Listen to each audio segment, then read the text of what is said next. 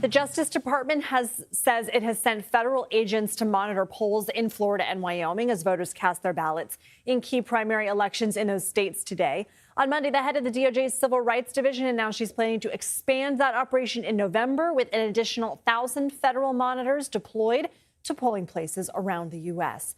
The Justice Department has sent out Civil Rights Division attorneys and staff in the past to ensure compliance with the Voting Rights Act, which prohibits discrimination and intimidation. Former officials told CBS News about 700 people were deployed to monitor polling sites during the 2024 presidential election.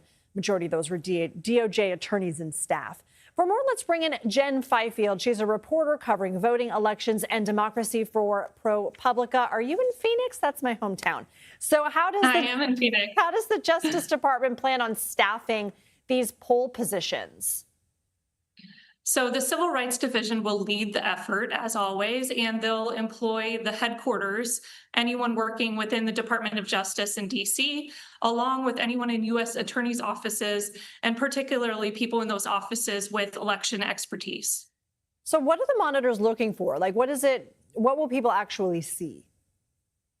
So the Voting Rights Act has since 1965, for more than 50 years, has placed federal monitors across the country to make sure that voters are not being discriminated against.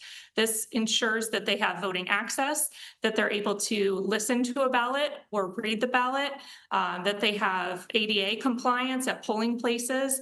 Those are the typical reasons for them to go out to polling locations. Now, Harmeet Dillon, the civil rights lead, has said that she's also going to send them to places where she knows of voter fraud or irregularities, which the states have challenged that assertion. I mean, Phoenix, Arizona, one of the states with some of those alleged irregularities, although mail-in voting has been a mainstay in Arizona for many, many years. So you sort of mentioned one pushback. How else are states responding? Well, Democratic secretaries of state are not happy to hear assertions of voter fraud or sending federal monitors out.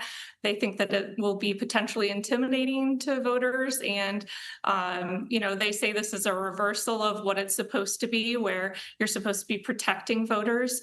Now, we haven't seen any signs in the primaries of federal monitors doing anything out of the ordinary. And so we would expect that to continue to happen into the general election. But I think it's more of the threats coming from the federal government right now, as far as if you don't clean your voter rolls, if you don't do certain things to protect your elections, then you could be charged with crimes. It's the more of the threat that something else is going on here.